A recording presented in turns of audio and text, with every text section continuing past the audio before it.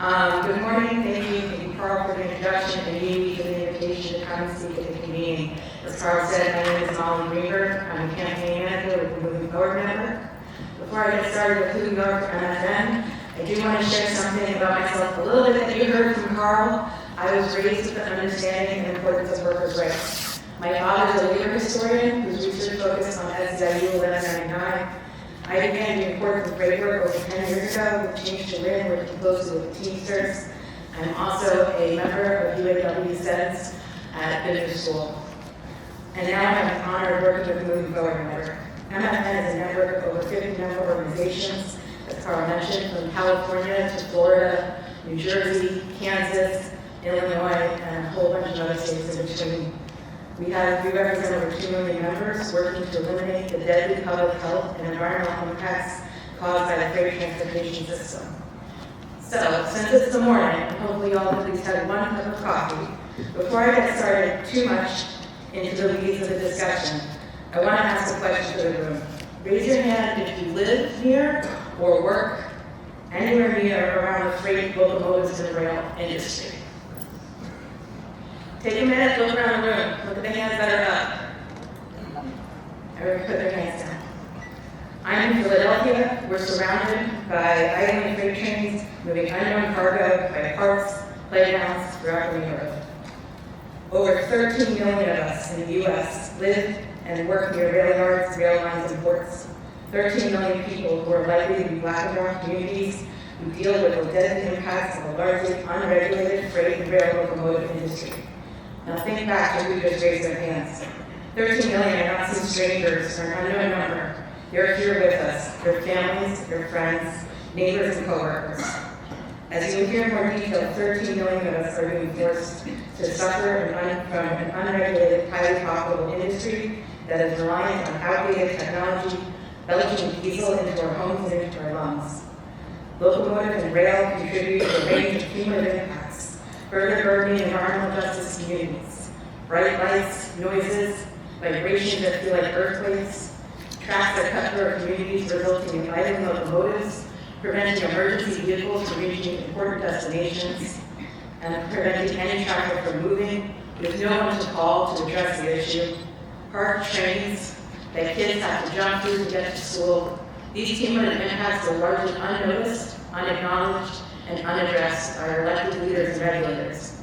When we say this is an unregulated industry, what we mean is the last time EPA updated its emission standard was 15 years ago. Regulatory loopholes allow powerful, multi-billion-dollar railroad industry to skirt obligations to meet federal locomotive emission standards. Under EPA's current requirements, freight trains can continue to operate indefinitely until the locomotive operator chooses to retire the locomotive.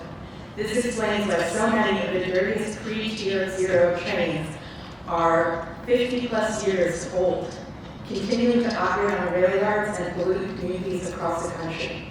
Despite EPA adopting, at the time, the most stringent Tier 4 standard 15 years ago, trains meeting this standard make up less than 10% of locomotives today. This failure to adopt cleaner technologies has made railroads some of the most toxic facilities in the freight movement system. For the sake of our health, this loophole must be fixed. Frontline and fence-end communities and workers are forced to breathe in diesel pollution day after day. Cancer clusters in neighborhoods near rail yards show the undeniable link between diesel emissions from locomotives and other railroad equipment and the adverse health harms. Yet our well-being rests on outdated locomotive emission standards that no longer reflect the current state of technology. There is no reason why our communities must suffer. The technology is here for locomotives and railroad machinery to switch to zero emission. 1/3 of the world's rail lines are electrified. Electric rail has been used for over hundreds of years to transport some of the heaviest freight cargo. We should use technology like overhead catenary in the U.S. Yet in the U.S., we are still dependent on diesel and all the issues and impacts it brings to environment, climate, and health. You'll hear more directly from Tommy from the Warehouse Workers for Justice, who can share about the direct impacts regarding rail and locomotives. Tommy?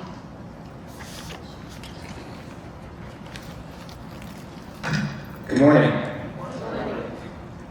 name is Carden, as Carl and both said. I'm an organizer with Warehouse Workers for Justice, a longtime ally of UE, Project UE, and a member of the Moving Forward Network. WWJ is a worker center based in Joliet, Illinois. We support workers fighting for good, safe, high-paying jobs in Illinois' massive logistics industry. As Molly mentioned, over 13 million people in the U.S. live and work in areas near rail yards, rail lines, and ports. WWJ is situated in one of those areas, Will County, which is 45 miles southwest of Chicago. Over 4% of the nation's GDP moves through Will County every year, home to the nation's largest inland port.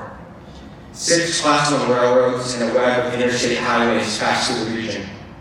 Corporations rely on this network of railroads, highways, warehouses, and distribution centers to move their products across the country.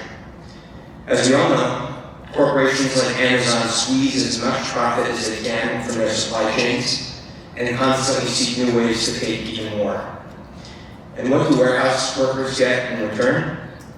Every day, warehouse workers who come into WWJ's offices report never-ending temporary jobs, unpredictable schedules, low and frequently stolen wages, racial discrimination and harassment, sexual harassment, a lack of safety precautions that often lead to injuries and occasional death, retaliation for speaking out, and more.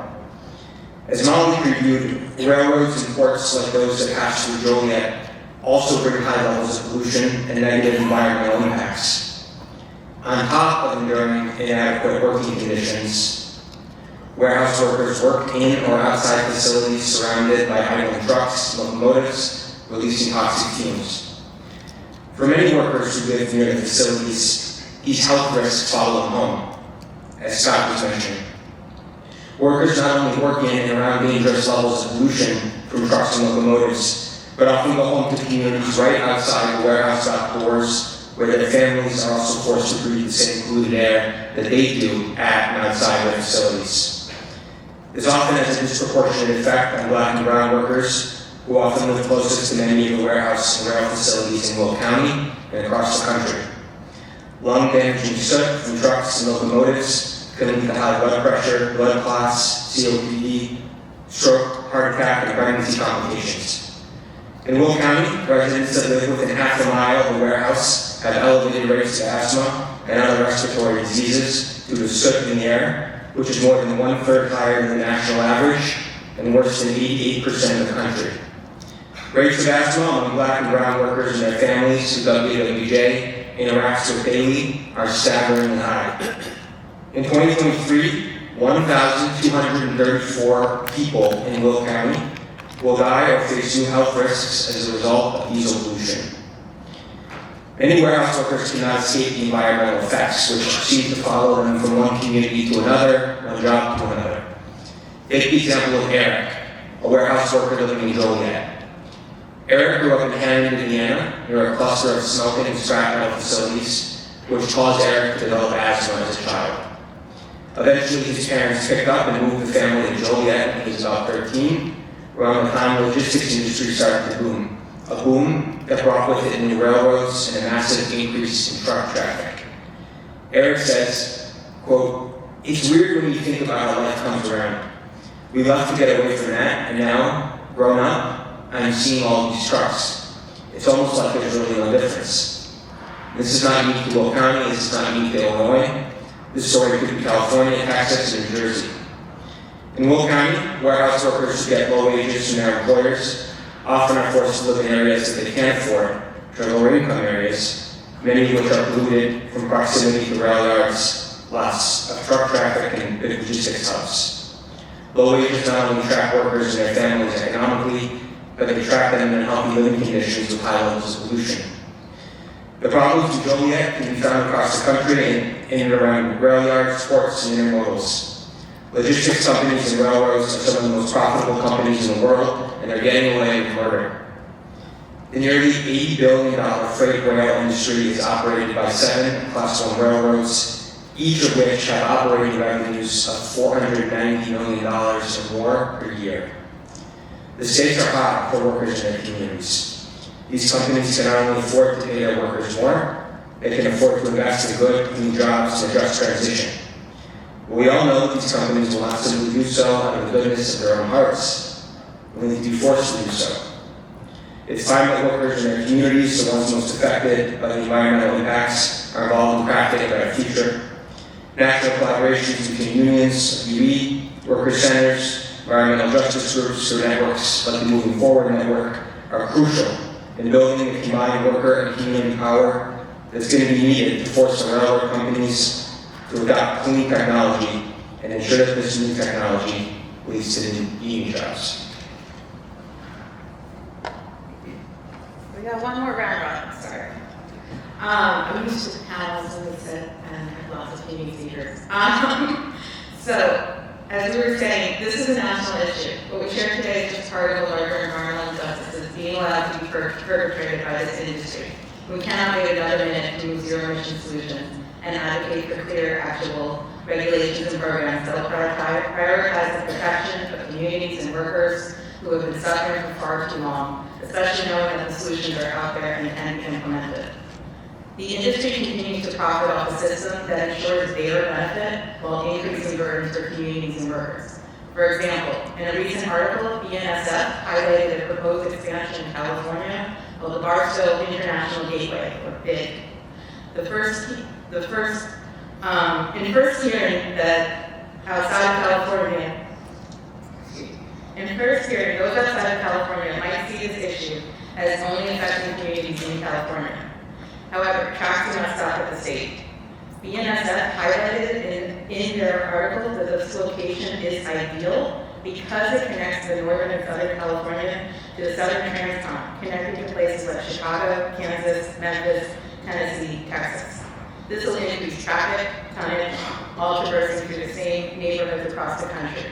And none of those communities will be notified about this expansion because the actual footprint of the expansion lives within California, but the impact will be felt throughout. Our goal is not to stop freight, as you know. Our goal is to address the public health and environmental impacts caused by locomotive switchers, railroad equipment, and rail yards. By demanding comprehensive regulations that center the needs of frontline and frontline workers and communities, there needs to be a just transition to safer zero-emission technology. Many of us are connected to the freight industry. We live in communities where freight is a major source of the economy. Our jobs are directly tied to the freight industry. But what is critical to remember is that this connection should not be at the cost of our lives, our families' lives, our communities, our coworkers. We can create opportunities while prioritizing community health and safety and protecting jobs. And when we organize together with environmental justice and community, we see the industry power. You heard where Carl had presented at Senator Markey's hearing. So did a member of Moving Forward Network from the People's Collective for Environmental Justice in San Bernardino. The fact that UE and MFN and community were saying very similar things and supporting each other made what is usually an unflappable industry representative very flat and very annoyed and very frustrated. And our community who were present at that hearing walked away going, I think we just won that. Which you never really think you're going to see at a Senate hearing. And so there is a lot of power when we stand up, even if it's not fully planned, the fact that we are aligned. So if we were to build intentional alignment, the opportunities are endless. To close this out, I'm going to ask Tom to come right back up.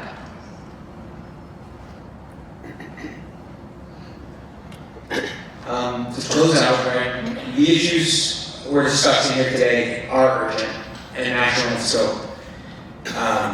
As Molly mentioned, decisions being made around rail expansion in California will greatly affect workers and communities across the whole country, including in Joliet, Illinois. If we are to win a just transition to safer, zero-emission technology, collaboration between rank-and-file union members, logistics workers, community members, environmental justice organizations is essential. In our own collaboration, but the fight for climate and environmental justice can truly be rooted in addressing the needs of the working class. Union locals like UE 506 and 618 have demonstrated leadership and making bold demands for green jobs that have the potential to not only benefit EU members in Pennsylvania, but workers and their families working in and living in the rail yards or in adjacent warehouses far away in Illinois, Wisconsin, and even California. The UE workers were willing to make bold green jobs demands part of their strike.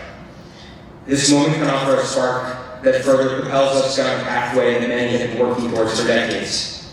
We can use this moment to continue to grow our solidarity and fight for a better, healthier future for all workers. Thank you.